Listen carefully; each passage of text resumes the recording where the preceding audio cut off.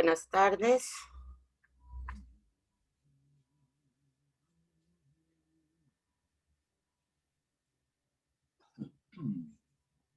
Buenas tardes. ¿Cómo Buenas está tardes. Víctor? ¿Cómo está Victoria? Gracias a Dios, usted siente. Bien, gracias. ¿Qué tal, Gabriel?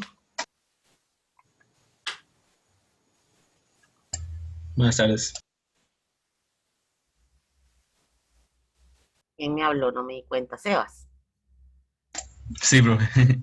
¿Cómo estás? ¿Todo bien? Todo bien, por dicho. Qué dicha, me alegro mucho. Un gusto de verlos y verlas en esta última clase de semestre. Eh, Vamos a dar, como siempre, un par de minutos para los que están y las que están un poco retrasadas y retrasados. Les recuerdo, como siempre, que esta clase está siendo grabada. Cintia, una pregunta. Dime. ¿Seminario 2 es igual de conductas anómalas los temas? No, el seminario segundo que les piden a ustedes, el segundo curso. Buenas, ¿cómo están? Bien, ¿usted? Buenas. No, en el segundo curso que les piden a ustedes, yo tengo otro programa totalmente diferente, pero también les interesa mucho la experiencia que tengo muchísimo porque es un recorrido morfológico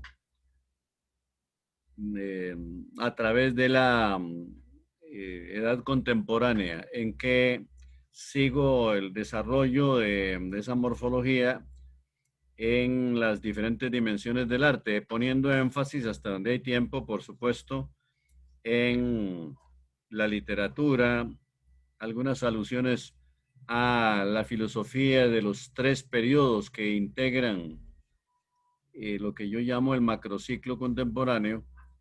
La música también, generalmente me refiero a Beethoven como primer representante en la música en cuanto al el periodo de idealismo, de romanticismo, en el segundo periodo Wagner y otros, y finalmente las vanguardias de la primera mitad del siglo XX. Entonces es un programa, ya les digo, muy diferente al que nosotros estamos desarrollando y hoy vamos a ver si lo terminamos. Una vez voy a decirles entonces. Bueno, creo que Victoria, ya con la respuesta de don Luis con respecto al segundo seminario, que es fascinante, la verdad, a mí me encanta. Sí, muchas gracias. Le damos paso a la clase porque ya tenemos, bueno, 16 personas conectadas. No sé si, bueno, son ya las 3, en la 1:03. Entonces, creo que mejor damos paso a la clase y cualquier cosa que se desconecten, como siempre, me escriben ahí al WhatsApp. Voy a ver si alguien más se conecta para darle también ingreso. Y bueno, nos vemos ahorita nosotros dentro de al ratito. Les paso a Luis entonces para dar inicio a la clase de hoy. Bueno, hoy, como les dije, es el remate del curso, la última lección, y voy a aprovechar, claro, se me quedan algunos temas que me hubiera gustado desarrollarlos, pero nunca se puede cumplir con toda la ambición. El programa mío es sumamente extenso, profundo, variado y no hay tiempo para tanto, pero desde luego lo que hemos trabajado, ya ustedes lo deben tener ahí, los apuntes y todo, y lo que se les ha mandado, pues, es suficiente para que ustedes más bien traten de que el trabajito final, la síntesis del curso, sean pequeños resúmenes de cada uno de los temas. Y los temas que no hemos desarrollado, que yo no les he explicado, pues no los vamos a tomar en cuenta, aunque si alguno de ustedes quisiera introducir algún tema dentro de los que hemos mandado, aunque no haya habido explicaciones por parte de mía, lo pueden hacer, pero me refiero a que no es obligatorio, excepto los que sí ya hemos comentado en estas clases virtuales. El tema de hoy es de gran importancia en general en la psiquiatría,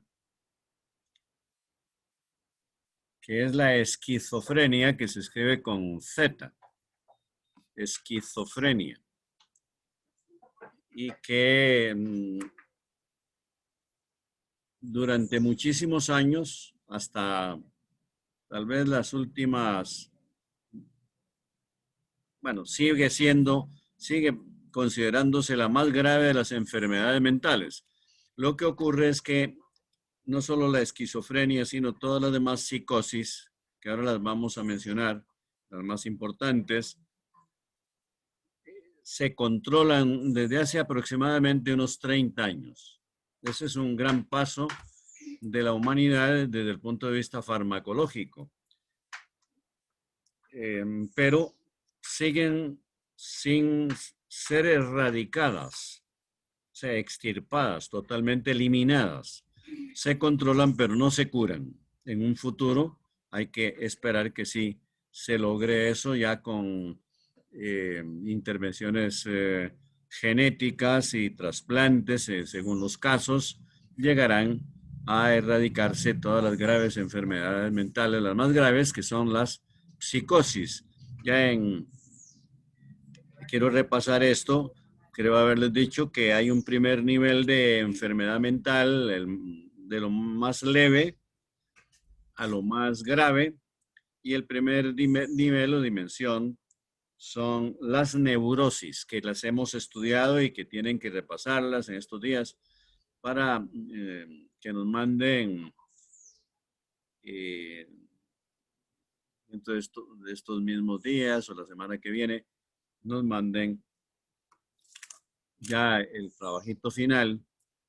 Tendrán que repasar esto de las neurosis, que es el nivel más leve, menos constitucional y que es perfectamente compatible, o sea, correspondiente con la vida normal.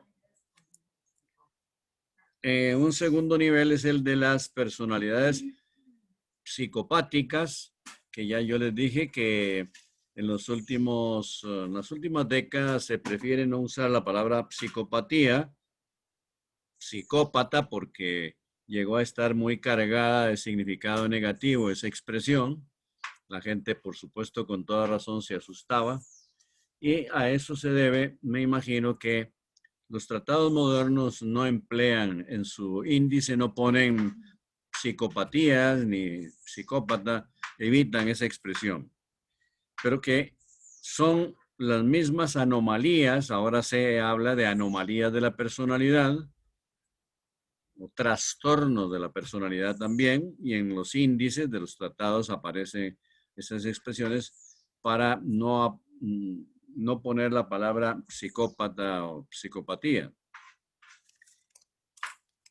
Y el tercer nivel, ya de máxima gravedad psicopatológica, totalmente incompatible con la vida normal, son las psicosis. Podemos enunciarlas las más importantes, aparte de la esquizofrenia, la otra gran psicosis que se llamó psicosis maníaco-depresiva, y también en ese caso se prefiere la expresión enfermedad bipolar, porque tiene las dos fases. Una fase de euforia. Recuerden que euforia, por las raíces griegas de la palabra, significa alegría. Es un buen estado de ánimo, eso significa euforia. Entonces, hay una primera etapa de alegría suprema, que la describen los enfermos que han tenido eso como una alegría sublime, y una segunda etapa que es de depresión. Por eso es bipolar, porque son los dos extremos. También hay la manía sin depresión y hay la depresión sin manía. Todo esto constituye y también la melancolía involutiva, que constituye el llamado círculo timopático.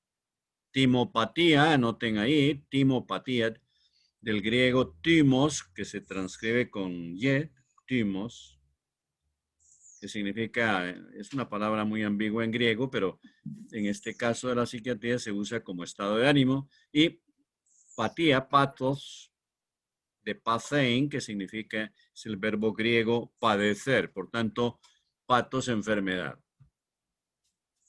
Patología, ciencia de las enfermedades en general. Bueno, en este caso, el círculo timopático, el grupito de enfermedades que afectan el estado de ánimo, son estas de manía depresiva, o sea, psicosis maníaco-depresiva,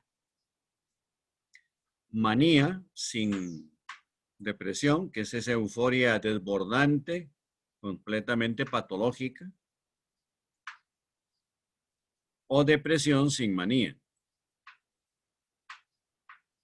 Y la otra que he mencionado es la melancolía involutiva, que es una tristeza bastante profunda que sienten algunos ancianos y que por eso se llama melancolía involutiva. Es una extrema tristeza en no encontrarle sentido a nada, no alegrarse por nada y entristecerse fácilmente por cualquier motivo. Entonces la esquizofrenia pues sigue siendo, si no la más grave de las enfermedades mentales, que sí lo fue, pero ya les dije que se controla aunque no se cura, sigue siendo, como todas las psicosis, sumamente grave, porque es totalmente incompatible, bueno, lo era.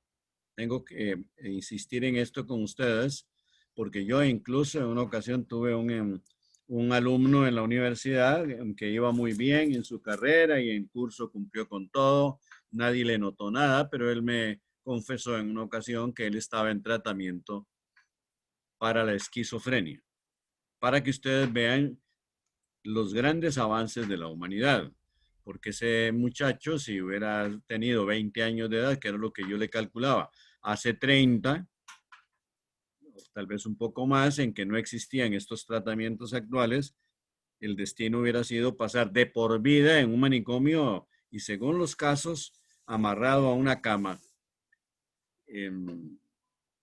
porque al cabo de unos años después ya existían esos tratamientos, pero ya el cerebro hubiera estado totalmente intoxicado. Lo primero que tenemos que hacer entonces es reconocer que es una enfermedad orgánica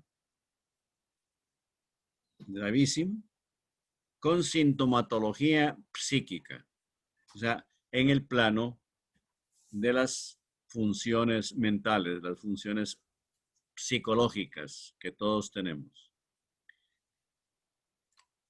Y que desde luego afecta fundamentalmente o afectaba porque actualmente al controlarse se evita un deterioro irreversible del cerebro.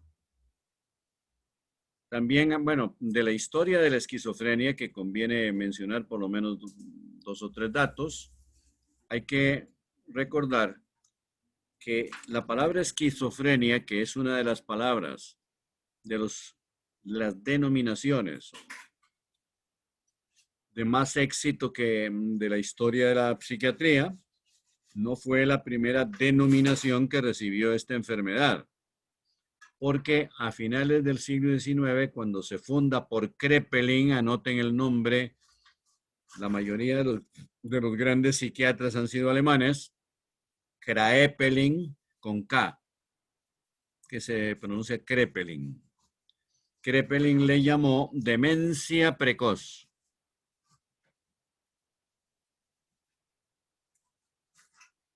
Demencia porque en esa época no había tratamiento alguno para esta enfermedad y el proceso era inexorable hacia una demenciación profunda, por tanto, una destrucción de las facultades mentales fundamentales. Por supuesto que fundamentalmente la capacidad de juicio, de raciocinio, de orientación a lo psíquica, estoy tratando de hablar despacio, a lo psíquica, o sea, hacia las otras cosas y personas, y desorientación hacia, intrapsíquica, o sea, desorientación dentro de su mundo interior consciente, y también desorientación respecto al mundo en que vivía. Demenciación que suponía catástrofe mental radical en el periodo final de la enfermedad que no tenía tratamiento. Y precoz porque aparecía incluso, bueno, siempre en la edad juvenil, más o menos en la edad que tienen ustedes, la adolescencia. Y claro, una demenciación producida a la edad de ustedes, pues era verdaderamente alarmante y monstruosa. Y no había tratamiento ninguno. Hay otras psicosis. Hay la llamada enfermedad de Wilson. Es un síndrome demencial. El síndrome, eso en la depresión endógena, que es una psicosis con alucinaciones, y otras también como el síndrome de Pick, la demencia arteriosclerosa, que es más bien una depresión intermitente que en las últimas décadas tiene tratamiento más o menos adecuado, se controla porque la arteriosclerosis lo que produce es una arritmia en la circulación de la sangre, y eso supone que hay momentos de lucidez y también de neblina, digámoslo así, de entorpecimiento de la conciencia racional por no llegar suministro de oxígeno a los centros cerebrales fundamentales de la inteligencia.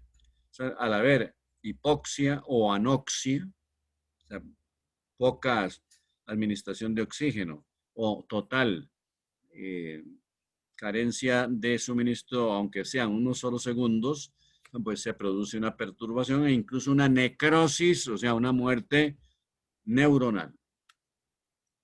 Pero no estoy hablando de las depresiones en general, sino de la esquizofrenia, y nos sirve porque en la esquizofrenia, incluso con tratamiento, hay episodios depresivos muy fuertes y también periodos en algunos enfermos, periodos de alteración de la psicomotilidad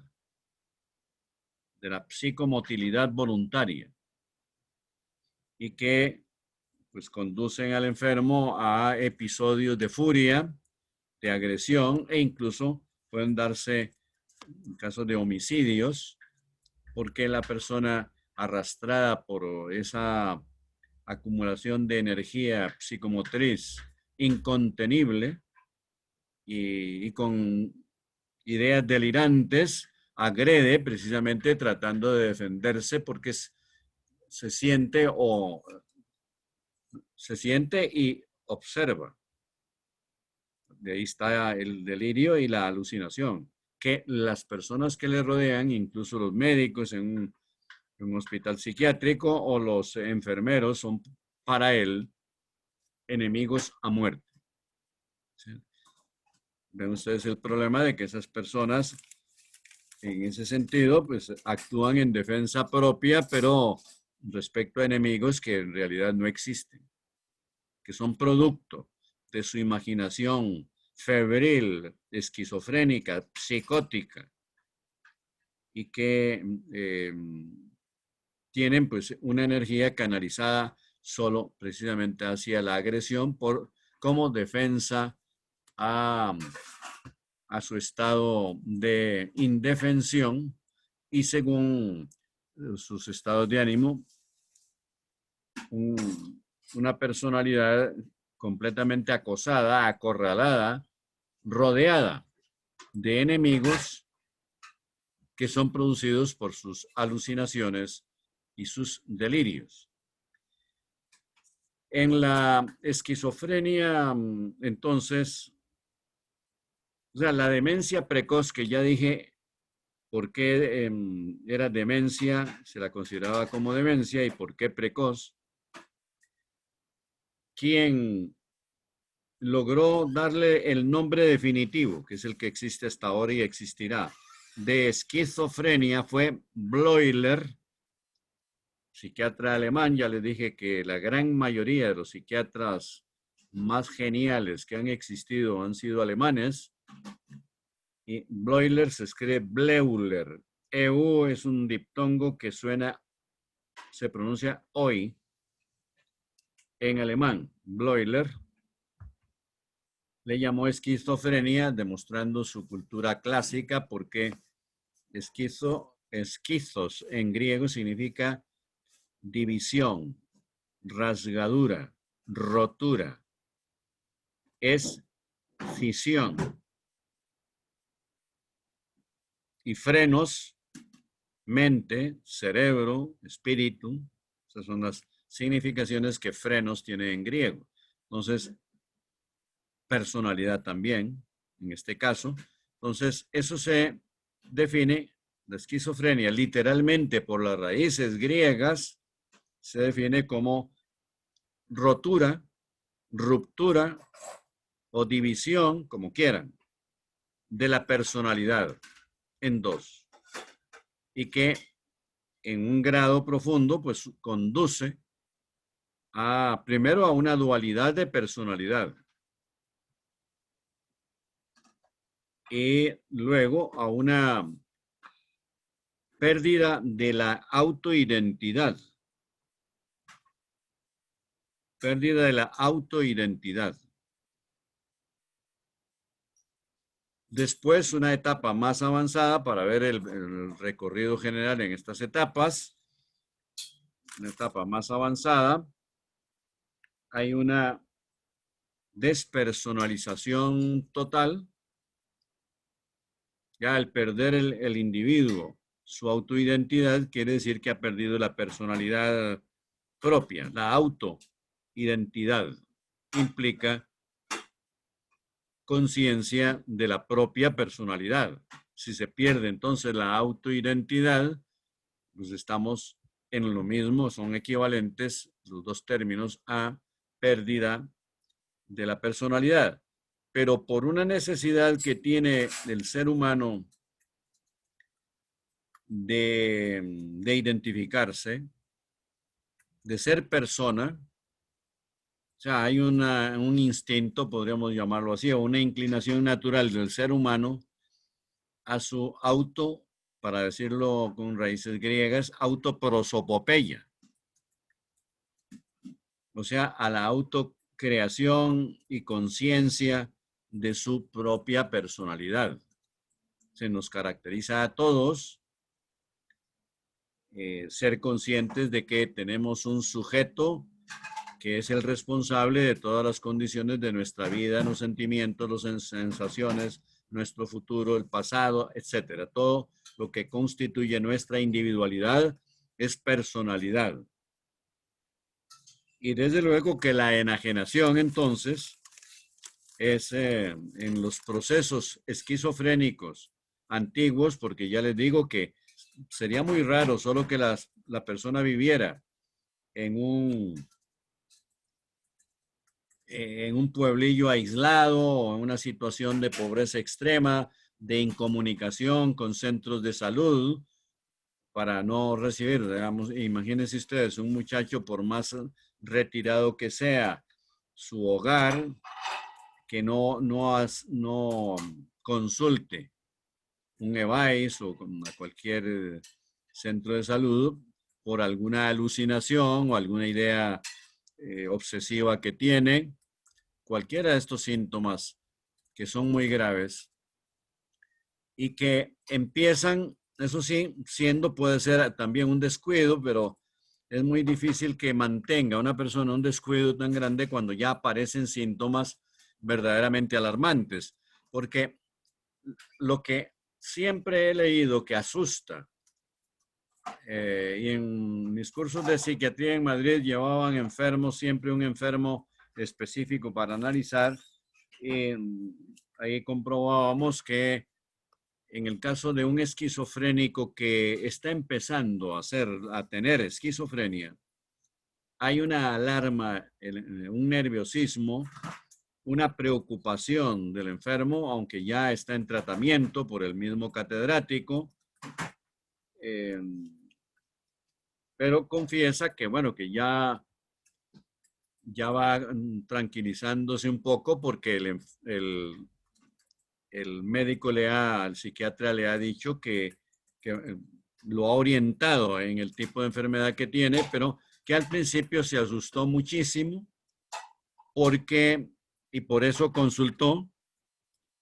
Por eso le digo que es muy difícil que por descuido, por no darle importancia a lo que le está pasando, que es muy grave, muy serio, muy alarmante de suyo, que un enfermo sea tan descuidado de sí mismo que no consulte aunque sea con un médico general, que es lo que le pasa, porque lo que notan estos enfermos al principio, sin tratamiento, por supuesto, porque se está empezando, es una rareza en su propia interioridad, en su propia subjetividad mental. Se sienten extraños y al mismo tiempo empiezan a sentir extrañeza en el mundo cotidiano en que viven y extrañas a las personas más allegadas, como son sobre todo los familiares que viven con él. Nota que aunque sabe todavía, no ha perdido la capacidad de juicio, de raciocinio, de reconocimiento de las personas y las cosas, siente como que que esas personas no son las mismas, como si hubieran dejado, fíjense ustedes lo terrible que debe ser esto, como si hubieran dejado de ser parientes suyos y que no sabe por qué o a qué se debe ese cambio del ambiente nada menos que personal en el grupo de familiares. Y claro que hay otras alarmas que deben ser más terroríficas, hay que imaginárselas así.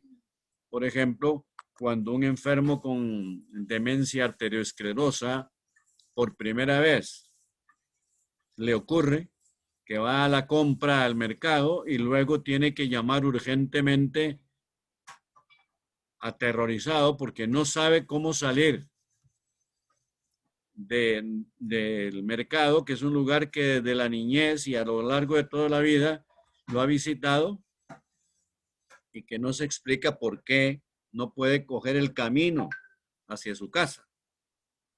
Algo que tenemos que reconocer como horroroso, ese tipo de vivencia. En el caso de la esquizofrenia es parecido, pero porque ya hay ahí un cierto grado de demenciación, si hay rareza dentro de sí mismo, porque también él se nota que no es el mismo y que tal vez por no ser el mismo, los familiares y amigos no lo tratan igual según él. Para su sensibilidad ya que está empezando a ser patológica, sus parientes, sus amigos no lo están tratando de la misma manera. Es simultáneo. La rareza respecto a sí mismo va acompañada automática, simultáneamente con la rareza que observa. La rareza tiene raíz subjetiva.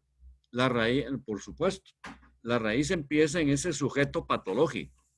Y entonces, que la realidad del sujeto sea rara, pues no es que la realidad haya cambiado, sino que el que está cambiando patológicamente, desde luego, es el enfermo.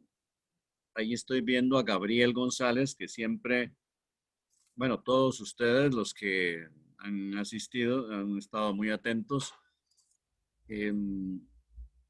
No sé si Gabriel le podemos en este momento extraer alguna opinión sobre esto, porque yo creo que esto al principio, cuando el enfermo todavía tiene sus facultades mentales más o menos sanas, tiene que ser horroroso, como en su propia conciencia ya empieza a ver un personaje que no se ha dividido todavía, pero que ya hay pues latente una división, porque está la conciencia de lo que él ha sido y la conciencia de lo que está empezando a hacer, que es diferente a la conciencia que tenía anteriormente de su propio yo.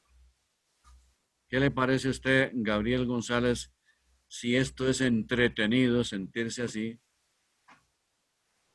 o es para alarmarse? Bueno, profesor, esa sin duda es una situación incómoda en la que encontrarse. Evidentemente yo no puedo opinar con experiencia y naturalmente soy Le lego en aclaro, psiquiatría. disculpe que le interrumpa, yo tampoco. Sí, O sea, sí, naturalmente, no, por profesor. eso solo lo han experimentado las personas que, y ya les digo, de un periodo anterior, que en que no había un tratamiento, había tratamientos desde hace muchos años, desde que yo estudiaba en España, había tratamientos, pero no eran Sí, suficientes. Bueno, que disculpe. si no Ajá. me equivoco, involucraban una cantidad incómoda de electricidad. Porque si acaso, en este caso, lo que puedo encontrar es que en ocasiones se ha confundido algunos casos especialmente fuerzas de esquizofrenia con el fenómeno sobrenatural de la posesión demoníaca. Y hay incluso casos bien documentados que se hicieron famosos sobre tales situaciones y debido a los cuales hoy en día la Iglesia Católica es mucho más cauta a la hora de autorizar exorcismos de lo que lo fue anteriormente. Sí, sí, en la Edad Media ocurrían esas bestiales, diría yo, sesiones de exorcismo, y a las mismas mujeres histéricas, pobrecitas, también las consideraban endemoniadas y hasta las quemaban vivas. Ese es otro detalle. La, la in- la Inquisición. Durante unos cuantos siglos a las mujeres las diagnosticaban únicamente con histeria. Sí, el endemoniamiento que la iglesia siempre le atribuía a todo el mundo, todo el que se convertía en enemigo de la iglesia por hereje o por lo que fuera, Hay ya una excepción. lo declaraban endemoniado y por tanto había que quemarlo para que era la manera de espantar. Hay Y una curiosa excepción de la que pude leer en una ocasión.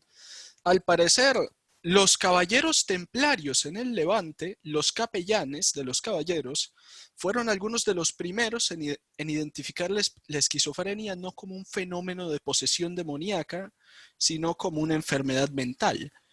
Voy a tratar de buscar el libro en el que lo leí para pues enviárselo si le interesaría. muy bien.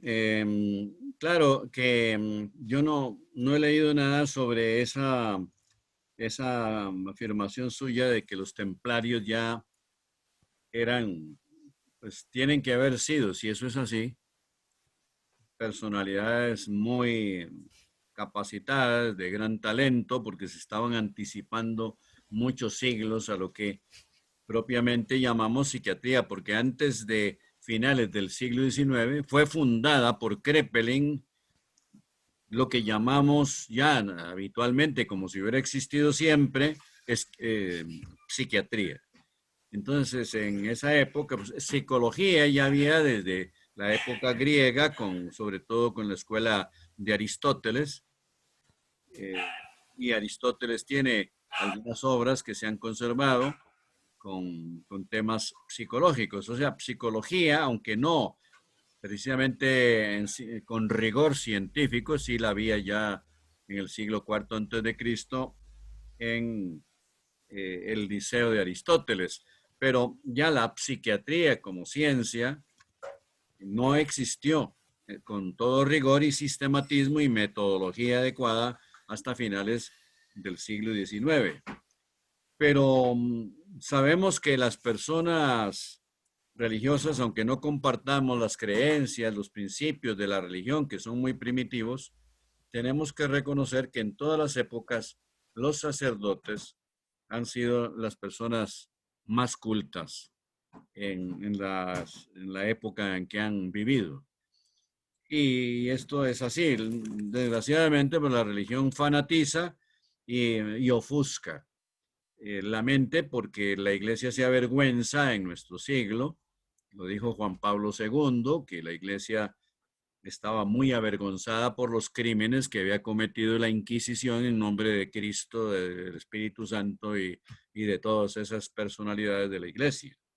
Y que a Galileo casi lo queman vivo y se salvó porque se retractó. Ya era un anciano y no quería morir de esa manera. Y vivió todavía unos 6 o 7 años más. Galileo. O sea, querer quemar a uno de los más grandes genios de la humanidad puede representar claramente la estupidez del ser humano, que poco a poco, durante milenios y siglos, ha ido mejorando un poco, porque en un futuro también, pues posiblemente la humanidad dirá que el pensamiento actual nuestro en algunos aspectos es primitivo, es atrasado, sobre todo en el campo tal vez de la moral, no, porque ha habido afortunadamente una gran liberación de principios morales que estaban esclavizados por principios religiosos muy primitivos. La moral actual es bastante flexible y pues hay muchas cosas que la humanidad ha logrado ya verlas con tranquilidad como características sanas, normales, y no como lo que llamaban antiguamente el pecado o la falta ofensiva grave a Dios y estas cosas. Entonces, respetando la religión, porque es algo que todavía cultivan millones de personas en el mundo, hay que reconocer que algunas de esas actitudes pues no merecen un ataque, y no lo merecen porque no lo aguantan. Pero volvamos entonces a la esquizofrenia. Fundamentalmente, en la esquizofrenia más llamativa, que es la hebefrénica, si gustan, anotan ahí las 4 formas fundamentales de esquizofrenia. Pero primero anoten que en la esquizofrenia fundamentalmente hay un grupo de ideas delirantes, asistemáticas, primarias y secundarias, y acompañadas de un grupo de alucinaciones. Entonces, tal vez lo primero que quiero explicarles para evitar que se me vaya el tiempo y no aclare lo fundamental, ¿qué es un delirio? ¿Qué es una idea delirante? Anoten que es, ante todo, una idea delirante es una idea falsa, absurda. O sea, que no tiene ninguna lógica, que ha surgido en la persona por la vía patológica.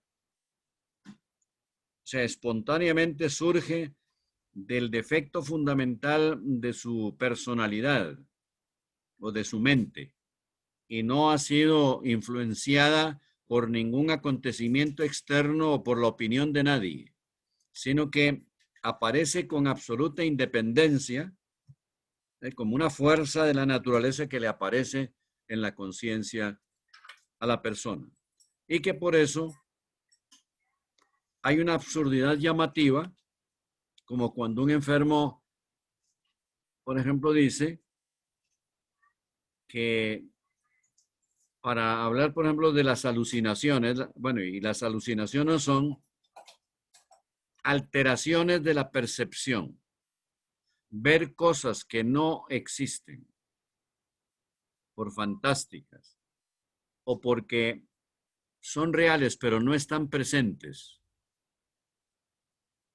creer que estamos viendo ahí algo que está ausente, que puede ser completamente real, pero que no está en el foco perceptivo.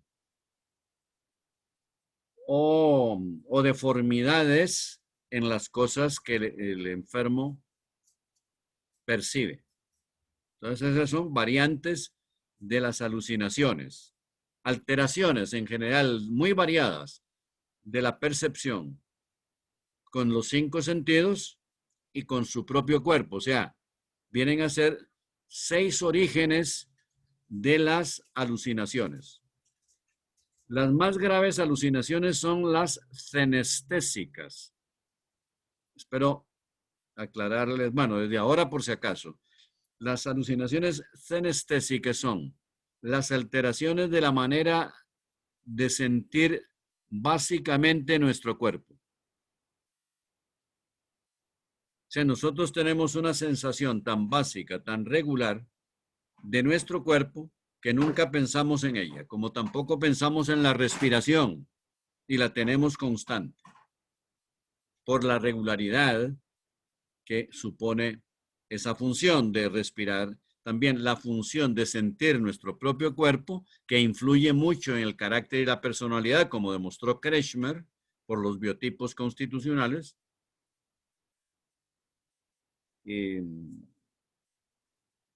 Es algo en lo que no solemos reflexionar, excepto en el dolor, o en el placer, en el cansancio.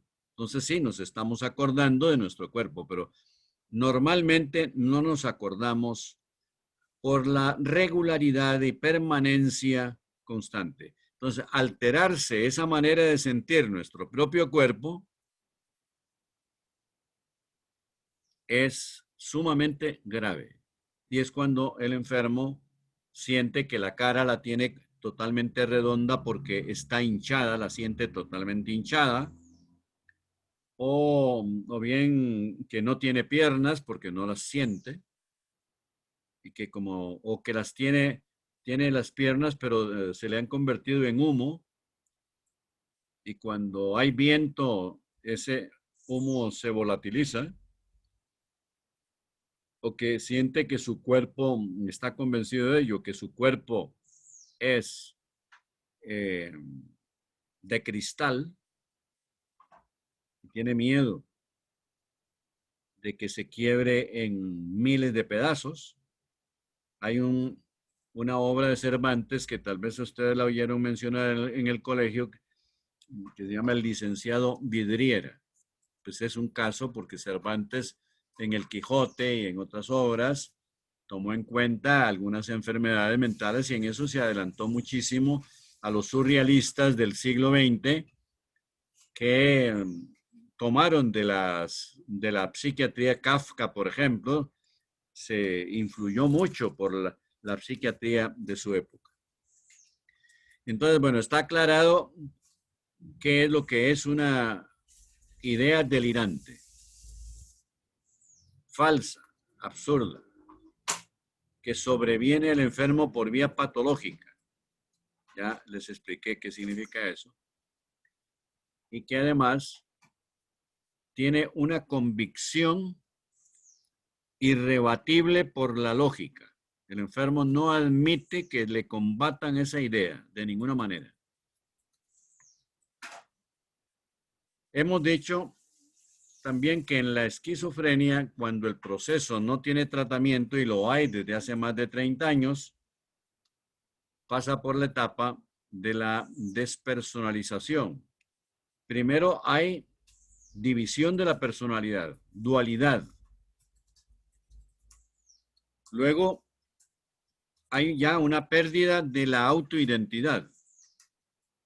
El enfermo no sabe quién es. A la pregunta de quién es usted o cómo se llama, puede contestar cualquier absurdo. No me llamo, estoy muerto hace 3 meses.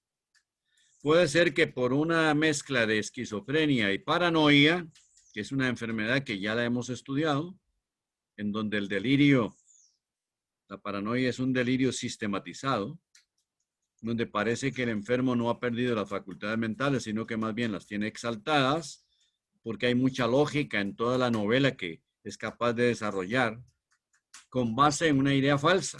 Eso sí, es una psicosis. Por una mezcla, porque esa es una de las esquizofrenias y más graves. Esquizofrenia paranoide. Puede pensar, como ya tiene despersonalización, esquizofrenia entonces, puede personalizarse de nuevo diciendo que es la sierra o la montaña del Barba o el volcán Barba, por ejemplo, o identificarse con un tronco de árbol que lo considera importantísimo. O puede identificarse con alguna figura histórica cuando hay ahí entonces una esquizofrenia paranoide con delirio de grandeza, que decíamos que es uno de los delirios más frecuentes en la paranoia. Por repasar, incluso ya que estoy mencionándola, las paranoias más frecuentes son las de celos, en que el enfermo, teniendo una mujer inocente, está convencido totalmente de que su mujer le es infiel. El delirio de persecución es muy frecuente también. La persona se siente perseguida y tiene una gran cantidad de asociaciones de ideas, de detalles que observa patológicamente, considerando como la comprobación de esa persecución, tratándose de una lógica muy estricta en todo lo que cuenta el enfermo. Podemos hasta llegar a creer que realmente es perseguido, porque todo está hilvanado, como en una novela muy bien hecha, muy bien constituida, enlazada lógicamente. Por tanto, a los paranoicos, decíamos el otro día, se les considera locos razonadores.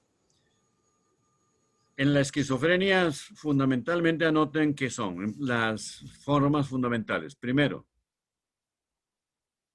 la esquizofrenia simple,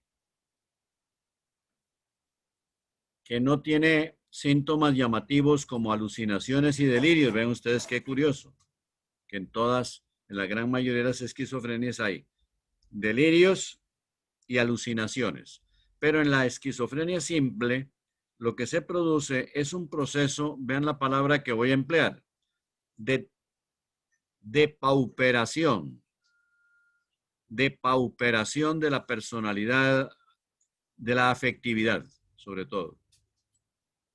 El enfermo va siendo cada vez más pobre en cuanto a asociaciones de ideas, sentimientos, emociones, y termina en una apatía total.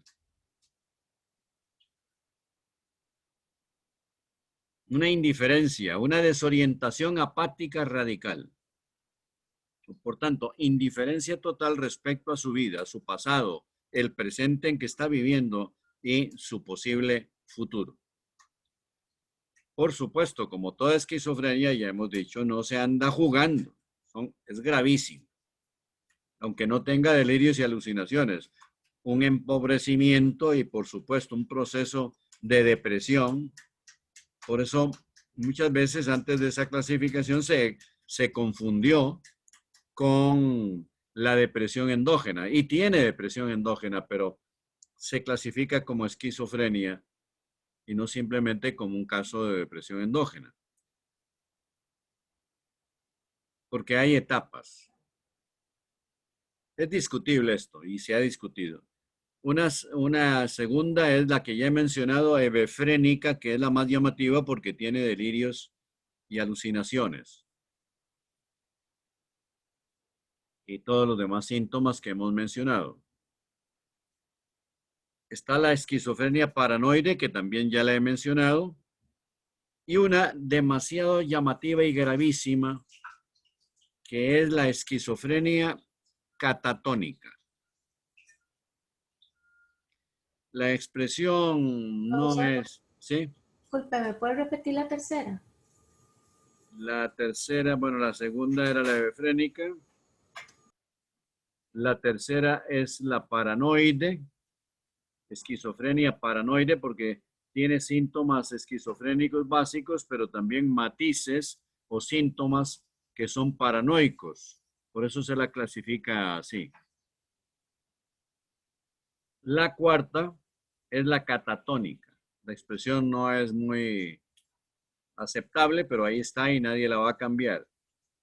Porque en realidad lo que ocurre con la catatonía,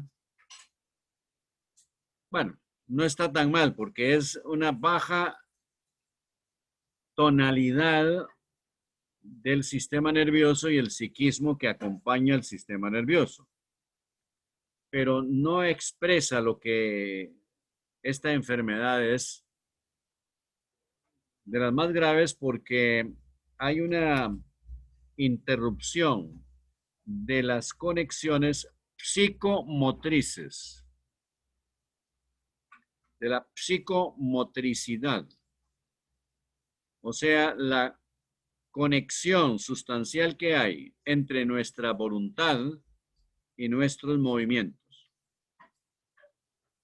Nosotros tenemos reflejos, movimientos automáticos, reflejos simples, que son automáticos, reflejos condicionados, y reacciones voluntarias que nos hacen levantarnos, sentarnos, acostarnos, lo que queramos, caminar hacia allá, para acá.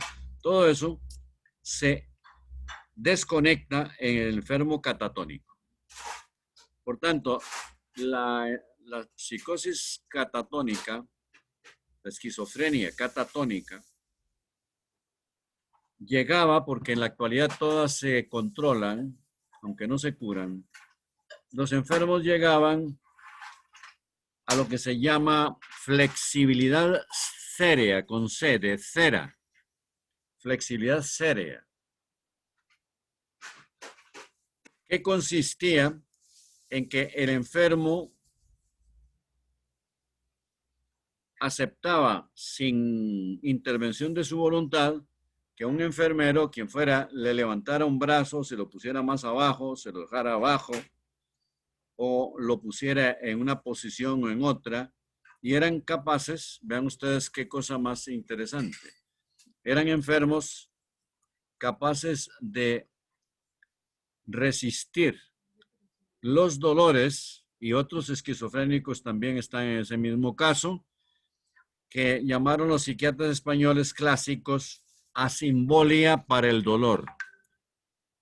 En realidad, yo supongo que lo que debe haber es una anestesia, por supuesto, como fenómeno neurológico, patológico, en que el enfermo no tiene la capacidad normal de codificar, digámoslo así, o concientizar los dolores, como si estuviera anestesiado.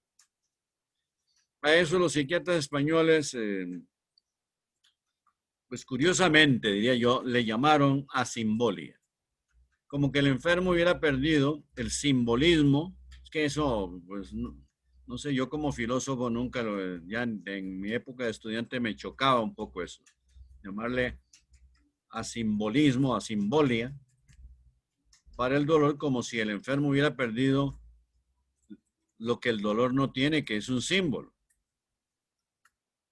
Yo diría que es más bien una anestesia, que como tal anestesia afecta al sistema nervioso precisamente por el deterioro profundo orgánico que supone la esquizofrenia. Entonces el enfermo está anestesiado y son capaces, por ejemplo, los catatónicos, de eso estaba hablando, los catatónicos con esa desconexión psicomotriz, porque ahí está precisamente el mal que supone no sentir el dolor por esa interrupción psicomotriz. O sea, la motricidad no está en conexión normal o está totalmente desconectada con la motilidad del cuerpo. Y por tanto, el enfermo no tiene la voluntad de moverse y aunque la tenga no lo puede lograr. Hay una desconexión. Y en cuanto al dolor, se encontró en otros casos también, no catatónicos precisamente, la misma insensibilidad para el dolor. Un enfermo se le encontró en una ocasión en el hospital en que trabajaba el catedrático que yo tuve en Madrid, se le encontró con un pedazo de vidrio. También ahí me parece que hubo descuido de los enfermeros, que cuando ya iba muy profundamente serruchándose con un pedazo de vidrio el muslo, imagínense ustedes el dolor de hacer eso tranquilamente ahí, entretenido, como un niño que está serruchando una tabla. Vean ustedes ahí, entonces, cuando dije lo del niño es porque en estos esquizofrénicos hay una catástrofe mental. La había, podríamos decir, afortunadamente, cuando no había tratamiento y si se ha hecho, claro, desde el principio, desde los primeros síntomas, y la ventaja es que aparece en plena juventud y entonces pues se logra que el cerebro siga manteniéndose sano en esa juventud tratada por los primeros síntomas esquizofrénicos.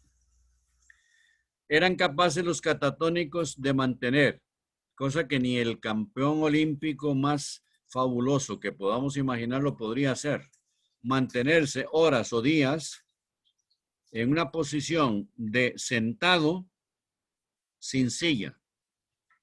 Si ustedes dudan de que eso no lo puede hacer nadie, a no ser que sea un esquizofrénico catatónico sin tratamiento, diríamos hoy, si lo dudan, inténtenlo a ver si pueden pasar por lo menos media hora sentados, exactamente como sentados, pero sin silla. Esas son las formas más características de la esquizofrenia. Creo que me salieron 4. Bueno, la simple, la efrénica, la esquizofrenia paranoide, por mezcla de los dos síntomas, y finalmente la catatónica. Las clasificaciones modernas no modifican mucho, tal vez pueden, por ejemplo, la esquizofrenia simple no la he visto en clasificaciones de tratados modernos porque es posible que la confundan con lo que ellos llaman trastornos disociativos, pero eso no me convence porque ya les dije que hay una disociación de la personalidad por el mismo nombre que tiene la enfermedad. Paro un momento para ver si se les ocurre alguna sugerencia. Lo único que me faltaría sería referirme a los trastornos que producía o que sigue produciendo en el caso de personas que no hayan tenido tratamiento, que lo hay para controlar, lo hay de control. Se producía una catástrofe mental total, una demenciación radical, y que en las etapas en que se va deteriorando el pensamiento, al mismo tiempo se van deteriorando las capacidades de expresión verbal. O sea, el lenguaje del esquizofrénico aparece con deterioros en la conformación de las frases, van hilvanando mal, absurdamente, la relación, la estructura sintáctica que ustedes estudiaron en el colegio, sujeto y predicado unidos por el verbo ser o por cualquier otro verbo. Todo eso en un orden en que haya correspondencia entre sujeto y predicado es normal. Pero cuando el sujeto y el predicado no corresponden, son conceptos que no encajan entre sí, pues tenemos el prototipo de una frase absurda. Y que esa absurdidad del lenguaje se debe fundamentalmente a a ideas delirantes, a la influencia de las alucinaciones y al deterioro mental que conlleva la esquizofrenia sin tratamiento. Hasta que llega el momento en que el enfermo cae primero en disgregación, frases que van saliendo de su mente sin que tengan una relación rigurosa entre ellas. Eso es disgregación. Luego ya pasa a un grado mayor de disgregación, que sería la incoherencia, en que las frases que van saliendo de su mente nada tienen que ver entre sí. Por lo tanto, ya el enfermo tiene un desflecamiento mental que se refleja en la incoherencia total, hasta que al final del enfermo salen solo sílabas. Se desintegran también las palabras como unidades de sentido y queda reducido el lenguaje del enfermo a una segregación de sílabas. Sobre esto también tengo que decir que dentro de este deterioro y esta incoherencia, esta incomunicación de unos pensamientos con otros, esa incapacidad de hacer encadenamientos del pensamiento, que los enfermos llegan a tener lo que se llama fuga de ideas. O sea, esa incoherencia del lenguaje se debe a que el enfermo tiene, anoten la palabra ahí porque es muy técnica y no la han oído nunca, me imagino, taquipsiquia. Taquipsiquia. Que lo que significa por las raíces griegas es aceleración excesiva del psiquismo. Y entonces el enfermo pasa incontrolablemente de una idea a otra, sin que tengan hilación entre sí esas ideas. Fuga de ideas. También, en un periodo evolutivo bastante avanzado, el enfermo tiene verborrea. Si la palabra le suena es un poco brusca por lo de rea, también se puede emplear a otra que a mí me suena muy bien, que es verbigeración. Verbigeración y elegantísima. Anoten las dos, porque si consultan alguna fuente de información, pues les puede aparecer una u otra. Verborrea es derrame de palabras y verbigeración es producción excesiva de palabras. Verbigero, gere, en latín significa producir, el verbo producir. Y existe en griego también, importantísima raíz indoeuropea. Por lo que entonces la verbigeración o verborrea, la fuga de ideas, las alucinaciones, los delirios, son fundamentalísimos. Ya he hablado de la desorientación alopsíquica e intrapsíquica. Ahora les hablé de la taquipsiquia, que es la que produce una aceleración excesiva en que el enfermo, y solo un psiquiatra muy experto puede detener en un enfermo la verborrea, porque no paran de hablar en un torbellino de incoherencias, pasando de, es como un derrame como un río de vivencias que tiene el enfermo y que no puede parar ni él ni el psiquiatra, a no ser que el psiquiatra vaya preparado con algunas preguntas claves para que el enfermo pare.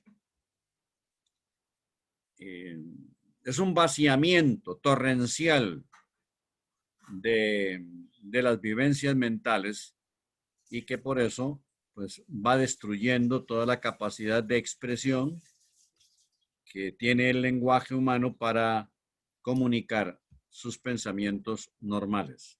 Paro un momento. Ahí vi que apareció en Gabriel González, apareció otra fotografía. Yo no sé si es que Gabriel se fue, pero bueno, no le estoy reprochando nada. ¿Quién quiere ya para terminar y que doña Cintia pase la lista? No sé si le puedo preguntar algo a Victoria. A ver qué, si tiene a bien decirnos alguna opinión sobre esto gravísimo que acabamos de explicar. Si me oyó Victoria. Claro que sí, profesor. Bueno, yo creo que realmente la esquizofrenia es una enfermedad muy, muy cruel. Yo había leído un libro que se llama Cachaza. Realmente ahí las escenas que se describían de los enfermos mentales era bastante deprimente, entonces me imagino que es algo doloroso tanto para el paciente que lo sufre como para la familia alrededor, ¿verdad? Que tiene que lidiar con esto.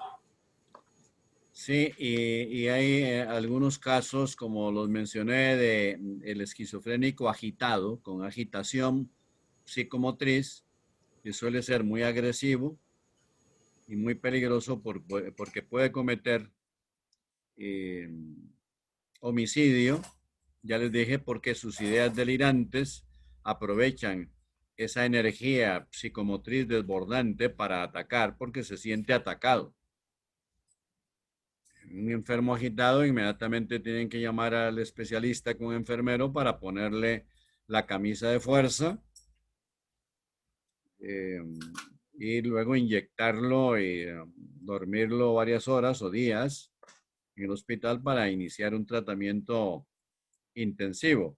No sé si Víctor Morales, para ya terminar la clase de hoy, que es la final, ya les había dicho, este es el último tema de nuestro programa. Hay otros, pero ya no habrá tiempo, que me gustaría, no hemos hablado todavía nada del estrés y ya no hubo tiempo de hacerlo y el estrés es muy importante en la sociedad actual, pero debemos estar tranquilos y contentos porque hemos explicado pues, los temas esenciales en general de la psiquiatría. Si quiere don Víctor Morales, decirnos algo. Sí, profe, buenas tardes. Buenas No, todo tardes. muy bien. Valoro la importancia del curso, ¿verdad? Para conocer nosotros todos los padecimientos que sufre la mente, porque esto es un asunto que nos afecta a todos, ¿verdad? Como sociedad, como comunidad, en nuestra propia familia, en nosotros mismos. Entonces, creo que es importante ser conscientes como parte del colectivo humano al que pertenecemos, ¿verdad? De todo lo que aqueja la mente desde tiempos ancestrales, ¿verdad? Hasta ahora. Muy bien, sí, y me agrada ese comentario de usted.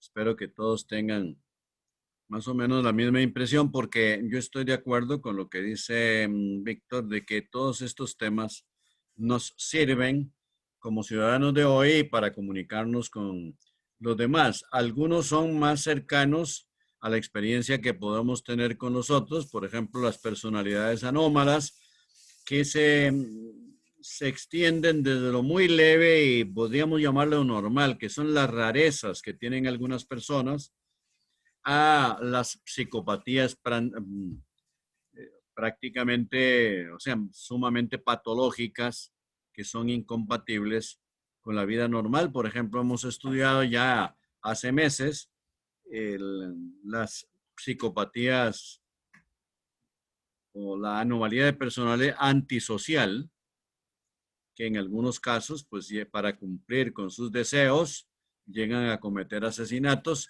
y que son enfermos mentales de personalidad, de conducta, por supuesto, que muy frecuentemente terminan sin tratamiento, terminan en la cárcel, más frecuentemente que en un manicomio, porque generalmente no deteriora muy profundamente las facultades mentales. pero las utiliza para el mal arrastrado por una tendencia compulsiva que tiene. Entonces,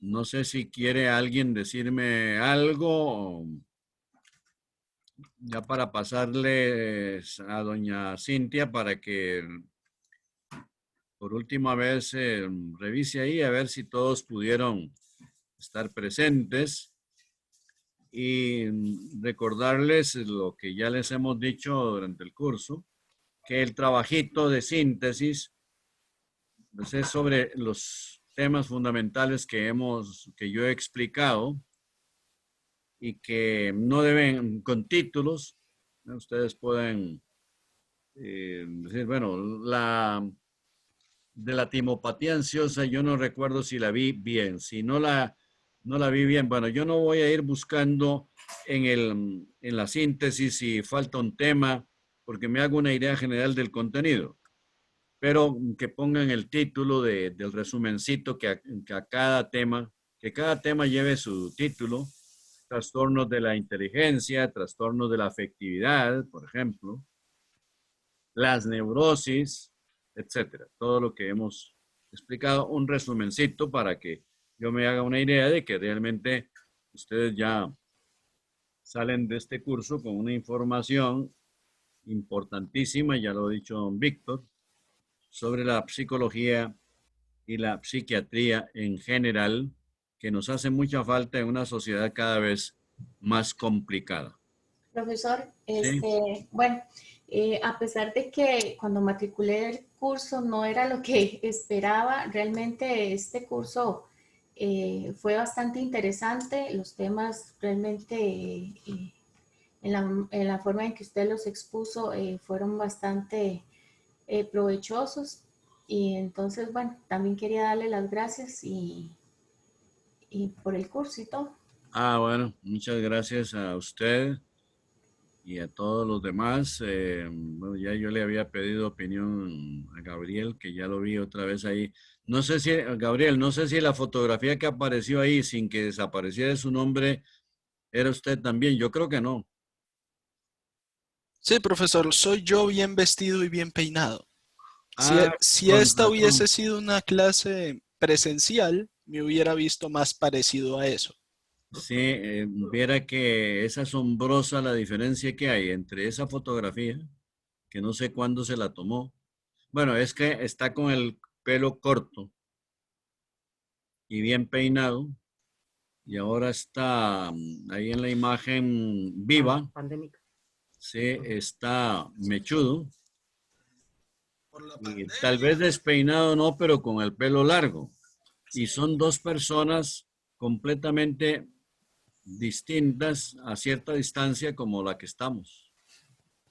Pero las dos se la juegan, o sea, no hay ninguna negatividad ni en uno ni en otro. Profesor, generalmente yo uso el pelo más corto, pero no me lo he podido cortar en mucho tiempo gracias a la terrible plaga arrojada a nosotros por los comunistas. Así que aquí estoy. Muy bien.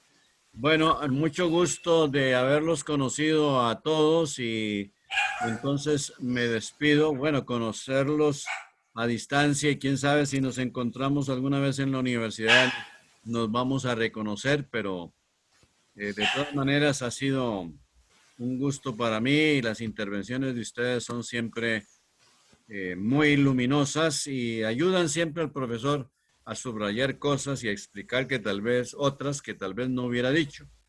Por lo que siempre sean presenciales o virtuales, agradecemos mucho a los profesores la intervención de ustedes. Entonces les paso a doña Cintia y hasta siempre podríamos decir, porque ya después lo que vamos a recibir es los trabajitos de ustedes para la evaluación final. Muchísimas gracias, profesor. Gracias, profesor. Fue un honor. Hasta luego. Muchas Para gracias, mí profe. también.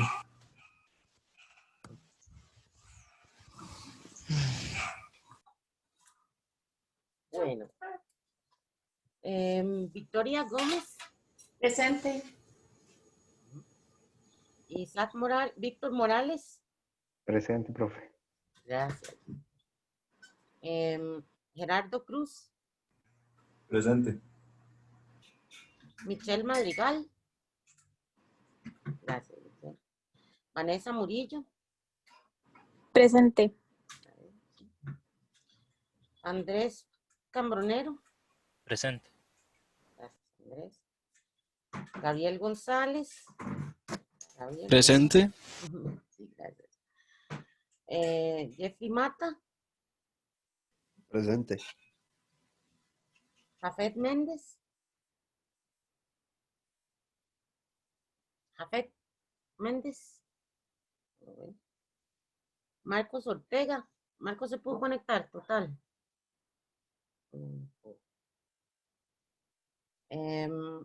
Alan Arrieta.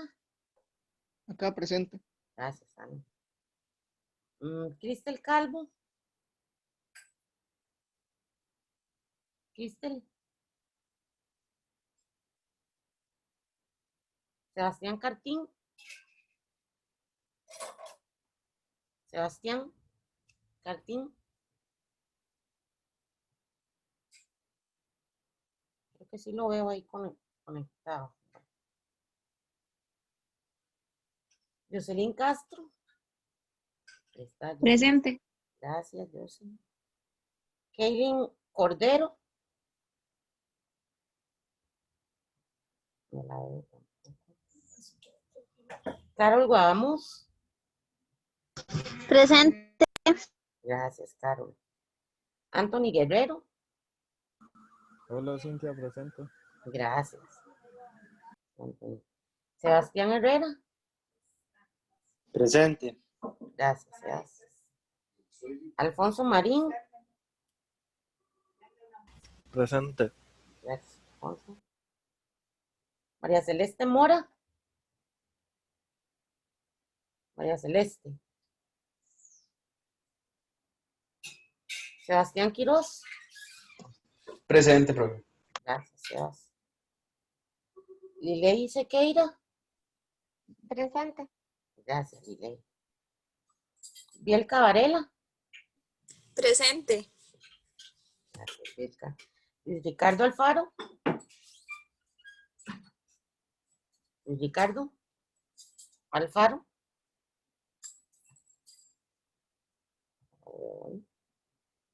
Y Kevin Gómez. Presente. Ujú. Muchísimas gracias. Bueno, de mi parte también, muchísimas gracias por su presencia a este seminario. Yo encantada de ser su asistente y la asistente de don Luis. Los voy a acompañar, obviamente, hasta que terminemos el curso y nos envíen ya los trabajos para que don Luis los revise. Y cualquier consulta, como siempre, quedo a su servicio ahí en el WhatsApp. Muchas gracias, Cintia, por su ayuda. Muchísimas gracias. Muchas gracias. Gracias por atender Gracias. el día de hoy. Y Gracias. pues también nos vemos hasta siempre, igualmente. Gracias. Gracias, fue un placer. Igualmente, Gabriel. Encantada. Señor, Una pregunta. dígame. Espera un momento, es que...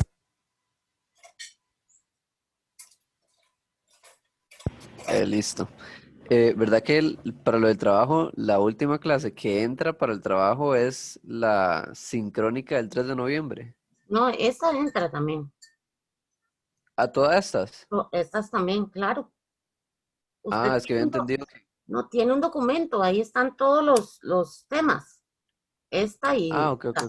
y trabajos hasta de hoy en 8. Entonces, entran todas las clases, excepto el estrés. Ok, está bien. Muchas gracias. Con gusto. Jeffrey.